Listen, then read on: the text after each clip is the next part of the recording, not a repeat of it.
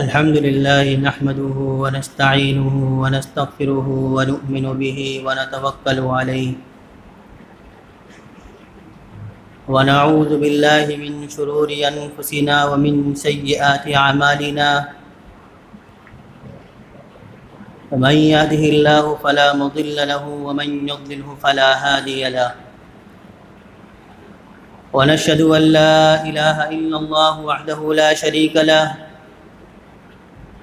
ونشهد أن سيدنا ومولانا محمدا عبده ورسوله صلى الله تعالى عليه وعلى آله وأصحابه وبارك وسلم تسليما كثيرا كثيرا. أما بعد فأعوذ بالله من الشيطان الرجيم. بسم الله الرحمن الرحيم. إن الذين قالوا ربنا الله ثم استقاموا تتنزل عليهم الملائكة ألا تخافوا ولا تحزنوا وأبشروا بالجنة التي كنتم توعدون. صدق الله مولانا العظيم.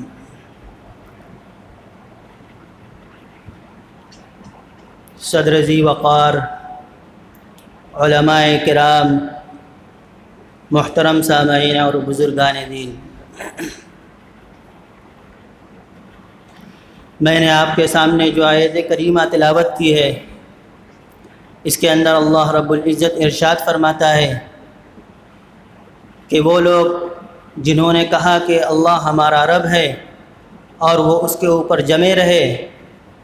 ان کے پاس فرشتے بھیجے جائیں گے اور ان سے کہا جائے گا کہ نہ تمہیں کوئی خوف ہے نہ کوئی رنج و غم ہے، اور فرشتے ان کو جنت کی بشارت دیں گے اور پیغام ربانی سنائیں گے کہ اللہ رب العزت اس دنیا کے اندر بھی تمہارا دوست ہے اور آخرت کے اندر بھی تمہارا دوست ہے. پھر اللہ رب العزت ارشاد فرماتا ہے کہ وَلَا تَقُولُوا لِمَنْ يُقْتَلُ فِي سَبِيلِ اللَّهِ أَمْوَاتٌ بَلْ أَحْيَاءٌ وَلَكِنْ لَا تَشْعُرُونَ، کہ وہ لوگ جو اللہ رب العزت کے راستے کے اندر قتل کر دیے گئے، شہید کر دیے گئے، ان کو مردہ مت کہو، بلکہ وہ لوگ زندہ ہیں لیکن تمہیں اس کا شعور نہیں ہے. ایک اور جگہ اللہ رب العزت ارشاد فرماتا ہے کہ بل احیاء عند ربهم یرزقون، کہ انہیں پروردگار کی طرف سے روزی دی جاتی ہے. جو اللہ رب العزت کے راستے کے اندر شہید کر دیے گئے ان کو اللہ رب العزت کی طرف سے روزی دی جاتی ہے. ایک بات یہ سمجھنے کی ہے کہ مومن وہ ہوتا ہے جس نے کلمہ پڑھنے کے بعد اللہ رب العزت کے ساتھ ایک معاہدہ کیا ہو، ایک معاملہ کیا ہو. وہ کیا معاملہ ہے؟ وہ یہ ہے کہ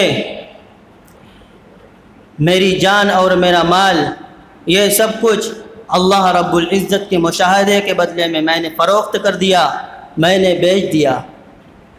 اللہ رب العزت بھی قرآن کریم کے اندر ارشاد فرماتا ہے کہ ان اللہ اشتری من المؤمنین انفسهم واموالهم بان لهم الجنہ، کہ اللہ رب العزت نے ایمان والوں کی جانوں اور اس کی مالوں کو جنت کے بدلے میں خرید لیا ہے. جنت کے اندر کیا ملے گا؟ صرف جنت ہوگی، صرف نہریں ہوں گی، حوریں ہوں گی، باغات ہوں گے؟ نہیں، بلکہ وہ ایسی جگہ ہے کہ وہاں پر اللہ رب العزت کا مشاہدہ ہوگا، اللہ رب العزت کو براہ راست ہم دیکھیں گے. تو ایک مومن بندہ وہ ہوتا ہے جو اللہ رب العزت کی لقاء اور اس کی رضا کے بدلے میں اپنی جان اور اپنی مال کو اس نے فروخت کر دیا. اس کا کچھ اپنا نہیں رہتا ہے، بلکہ اللہ رب العزت کا جب بھی حکم آتا ہے تو اس حکم کے آگے اپنے سر تسلیم خم کر دیتا ہے. یہ ایک بنیادی پیغام تھا، یہ ایک بنیادی مقصد، ایک بنیادی درس تھا جو نبی اکرم صلی اللہ علیہ وسلم نے تمام صحابہ کرام رضوان اللہ تعالی علیہم اجمعین کو پڑھایا تھا، سکھایا تھا کہ جو کچھ بھی ہے تمہارے پاس وہ سب اللہ رب العزت کا دیا ہوا ہے، اور جب بھی اللہ رب العزت کے راستے کے اندر اس قربانی دینے کا موقع آئے تو کبھی اس سے دریغ نہیں کرنا ہے، اس سے اپنے قدم کو پیچھے نہیں ہٹانا ہے۔ بلا تفریق یہ سب کو یہ پیغام دیا گیا تھا، یہ درس دیا گیا تھا، کیا چھوٹا کیا بڑا، کیا نوجوان اور کیا بوڑھا، کیا صحت مند اور کیا معذور، کیا مرد اور کیا عورت، ہر ایک شخص کو، ہر ایک مومن کے اندر نبی اکرم صلی اللہ علیہ وسلم نے یہ جذبہ کوٹ کوٹ کر بھر دیا تھا۔ اگر آپ صحابہ کرام رضوان اللہ تعالی علیہم اجمعین کی زندگیوں کا مطالعہ کریں، ان کی حیات کا مطالعہ کریں، تو واقعات اس بات کے اوپر شاہد ہیں، اس بات کی گواہی دیتے ہیں کہ صحابہ کرام اللہ رب العزت کے راستے کے اندر شہادت کا مقام اور مرتبہ پانے کے لیے تڑپتے رہتے تھے۔ چنانچہ سیدنا عمر فاروق رضی اللہ تعالیٰ عنہ ایک مرتبہ سفر حج سے واپس آ رہے تھے، راستے کے اندر آپ نے ایک جگہ پڑاؤ کیا اور چاندنی رات تھی۔ آپ رضی اللہ تعالیٰ عنہ چاند کو دیکھ رہے تھے، کبھی چاند بادلوں کے اندر چھپ جاتا تھا اور کبھی بادلوں کے آنچل سے اپنے چہرے کو روشن کر کے وہ عالم کو منور کر دیتا تھا۔ چاند کے اوپر جو اس قسم کے مختلف خوبصورت مناظر گزر رہے تھے، آپ رضی اللہ تعالیٰ عنہ اس کو دیکھ رہے تھے۔ جب رات کا آخری پہر شروع ہوا تو حضرت فاروق اعظم رضی اللہ تعالیٰ عنہ کا دل مچل اٹھا، اللہ رب العزت کے دربار کے اندر سر بسجود ہوئے اور یہ دعا لبوں کے اوپر جاری ہو گئی کہ یا اللہ، جس طرح یہ چاند مختلف دور سے گزر رہا ہے، مختلف طرح کے حالات اس کے اوپر آ رہے ہیں، اسی طرح میں نے بھی زندگی کے اندر مختلف حالات گزارے ہیں، لیکن یا اللہ میری ایک تمنا ہے، ایک خواہش ہے کہ مجھے اللہم ارزقنی شہادتاً فی سبیلک، کہ اے اللہ مجھے اپنے راستے کے اندر شہادت کی موت نصیب فرمائیے۔ چنانچہ یکم محرم الحرام کو جب آپ فجر کی نماز پڑھنے کے لیے مصلی کے اوپر تشریف لے گئے تو ایک مجوسی غلام ابو اللؤلؤ نے آپ کے اوپر خنجر کا وار کیا اور آپ انہی زخموں کی حالت میں آپ نے اپنی جان آفری کے سپر کر دی۔ یہ وہ حضرات تھے کہ اللہ رب العزت کے راستے کے اندر قربانی دینا یہ ان کا مقصد تھا، اور یہ اس چیز کو گرا نہیں محسوس کرتے تھے بلکہ اپنے لیے سعادت سمجھتے تھے کہ اللہ رب العزت نے ہمیں یہ موقع عطا فرمایا کہ ہمیں اس قربانی کے لیے قبول فرما لیا۔ اکثر صحابہ کرام کا یہی حال تھا۔ بڑوں کی بات تو اور ہے، اگر چھوٹوں کی زندگیوں کو دیکھا جائے تو بدر کا میدان کارزار ہے۔ نبی اکرم صلی اللہ علیہ وسلم صحابہ کرام کی صفوں کو درست فرما رہے ہیں۔ دو چھوٹے چھوٹے بچے ہیں، ایک قد میں نسبتاً بڑا ہے اور دوسرا چھوٹا ہے، اور دونوں میدان جنگ کے اندر شریک ہونا چاہتا ہے۔ نبی اکرم صلی اللہ علیہ وسلم نے ان دونوں کی طرف دیکھا اور جو قد میں نسبتاً بڑا تھا آپ نے اس کو اجازت مرحمت فرما دی، اور جو چھوٹا تھا اس کو آپ نے منع فرما دیا۔ چنانچہ وہ بچہ فرط شوق کی وجہ سے رونے لگا کہ یا رسول اللہ مجھے بھی جنگ کے میدان میں جانے کا موقع عطا فرمائیے، میری اس بچے کے ساتھ جو میرا بڑا بھائی ہے اس سے کشتی کروائیے، اگر میں جیت جاؤں تو مجھے بھی اجازت مرحمت فرما دیجیے۔ ذرا غور کیجئے کہ یہ کوئی پکنک کے اوپر جانے کا موقع نہیں تھا، دشمنوں کے ساتھ نبرد آزما ہونا تھا۔ چنانچہ آپ نے اس بچے کے ساتھ اس کی کشتی کرائی۔ جب کشتی کے لیے وہ بڑے بھائی کے پاس آیا تو اس نے کہا، کان کے اندر ایک بات کہی کہ تمہیں تو آپ صلی اللہ علیہ وسلم نے میدان کے اندر جنگ کرنے کی اجازت مرحمت فرما دی ہے، اگر تم مجھ سے ہار جاؤ کشتی کے اندر تو مجھے بھی یہ اجازت مرحمت مل جائے گی، مرحمت ہو جائے گی۔ چنانچہ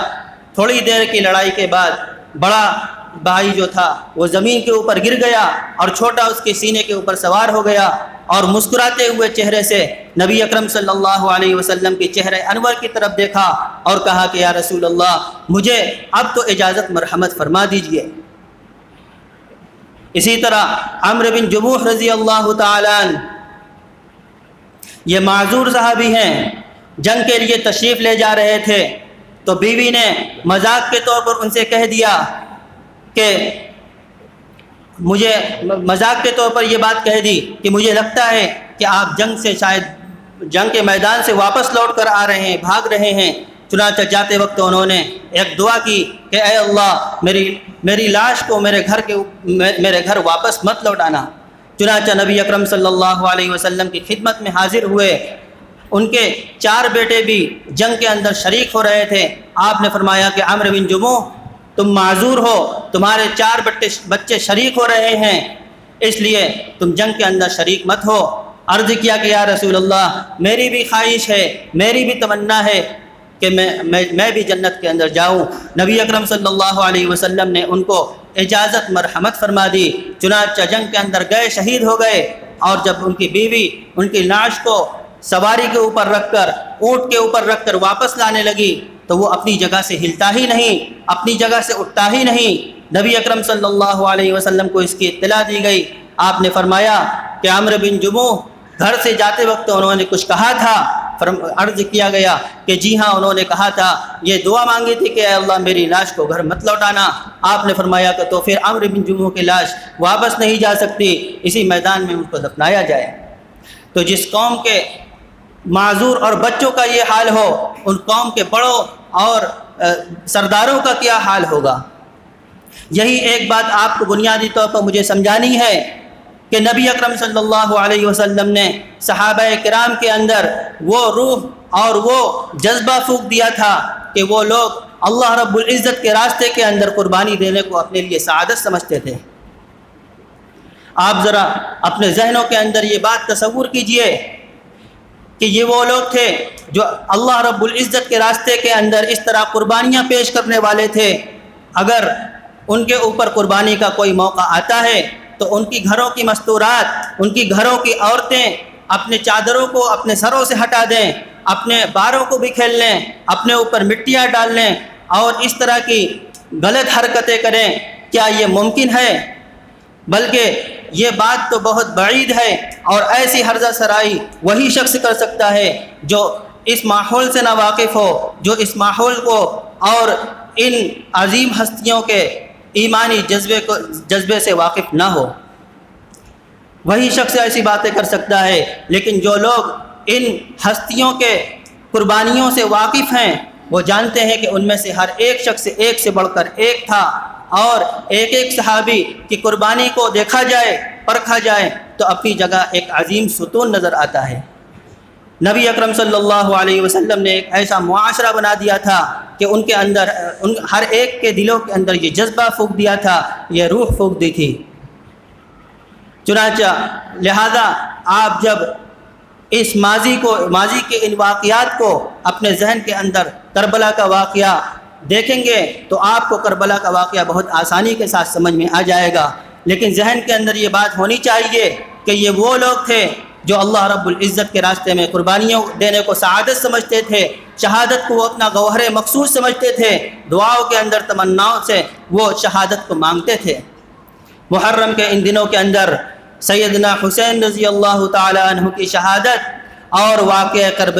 کربلا کو بہت تفصیل کے ساتھ بیان کیا جاتا ہے، اور اس کی تفصیل ہر ایک کی ایمانی جذبے اور فکر اور جذبے کے لحاظ کے الگ الگ ہوتی ہے۔ جو لوگ بزدل ہوتے ہیں وہ ان چیزوں کو اپنے اوپر قیاس کرتے ہیں کہ اگر ہمارے گھر کے مرد لوگ اس طرح شہید کر دیے جاتے، اس طرح مر جاتے، تو وہاں کی عورتیں اس طرح کی غلط حرکتیں کرتی، اپنے سروں سے چادروں کو ہٹاتی اور اپنے باروں کو بکھیرتی۔ یہ ان چیزوں کو اپنے اوپر قیاس کرتے ہیں، لیکن وہ لوگ جو ایمان والے ہیں، جن کو اللہ رب العزت نے قربانی کا جذبہ دیا ہے، قوت ارادی دی ہے، وہ اس عظیم واقعے کو سچ حقائق کی روشنی کے اندر دیکھتے ہیں، اور وہ یہ سمجھتے ہیں کہ یہ تاریخ اسلام کا ایک تسلسل ہے۔ نبی پاک علیہ الصلاۃ والسلام نے جس چیز کی بنیاد رکھی تھی، بعد میں آنے والے لوگ اس کے اوپر عظیم اور شاہکار عمارتیں تعمیر کرتے چلے گئے۔ یہ کون لوگ تھے؟ کیسی جماعت تھی؟ یہ نبی اکرم صلی اللہ علیہ وسلم کی صحبت یافتہ جماعت تھی، اور صحابہ کرام نے بھی نبی اکرم صلی اللہ علیہ وسلم کی صحبت کا حق ادا کر دیا۔ یہ بات سمجھی جا سکتی ہے کہ آپ ایک ایسے کامل استاد تھے کہ آپ نے ایسے ایسے شاگرد تیار فرمائے جس کی رہتی دنیا تک کوئی مثال نہیں مل سکتی، اور صحابہ کرام نے بھی اپنے عظیم کردار سے ہمیں قربانی کی حقیقت کو سمجھا دیا کہ ایک مومن کے پاس جو کچھ بھی ہے وہ سب کچھ اللہ رب العزت کا دیا ہوا ہے، اور جب اللہ رب العزت کے راستے کے اندر ان چیزوں کی قربانی دینے کا وقت آئے تو اس سے دریغ نہیں کرنا چاہیے، گویا کہ اپنے زبان حال سے یہ کہہ رہے ہیں کہ میری زندگی کا مقصد تیرے دین کی سرفرازی، میں اسی لیے مسلمان، میں اسی لیے نمازی۔ لہٰذا یہ بات اچھی طرح سمجھنے کی ہے کہ واقعہ کربلا کے اندر جو قربانی دی گئی، جو واقعات پیش آئیں، وہ برضا و رغبت دی گئی اور خوش ہو کر دی گئی۔ ایسا نہیں تھا کہ جب وہ قربانی دے رہے تھے تو ان کے دل تنگ تھے یا ان کے دل اندر سے رو رہے تھے، اس طرح کا کوئی واقعہ نہیں تھا، بلکہ انہوں نے تو اپنے قدم کو جرأت مندانہ طور سے آگے بڑھایا اور اللہ رب العزت کے دربار کے اندر اپنی قربانی کا اور اپنی جانوں کا نذرانہ پیش کیا۔ یہ اسلام کی تاریخ رہی ہے۔ ایک عیسائی بادشاہ 2 صحابہ کرام کو اس نے گرفتار کر لیا، اس کے حکماء اور اس کے وزیروں نے کہا کہ یہ بہت عقل مند اور بہت ذہین معلوم ہوتے ہیں، اگر آپ ان کو اپنے دین کے اندر داخل کر لیں اور ان کو اپنی فوج کا سپاہ سالار بنا لیں تو یہ ہمارے لیے بہت فائدے کا سودا ہے۔ بادشاہ نے ان دونوں صحابہ کرام کو اپنے پاس بلایا اور ان سے کہا کہ تم ہمارا دین قبول کر لو، ہم تمہیں اس کے بدلے کے اندر یہ چیزیں دیں گے۔ صحابہ نے کہا کہ نہیں، ہم تمہارے دین کو قبول نہیں کر سکتے۔ بادشاہ نے ان کو جان سے مارنے تک کی دھمکی دی، لیکن وہ لوگ عظمتوں کے مینار تھے، انہوں نے کہا کہ تمہیں جو سمجھ میں آئے کر لو، لیکن میں اپنے دین سے ہٹنے والا نہیں ہوں۔ بادشاہ نے کہا کہ اچھا۔ اس نے ایک بڑا سا کڑاہی منگائی اور اس کے اندر تیل کو گرم کیا، اور جب تیل ابلنے لگا تو اس کے اندر ایک ساتھی کو دوسرے کی آنکھ کے سامنے اس میں ڈال دیا، اور پھر اس کے بعد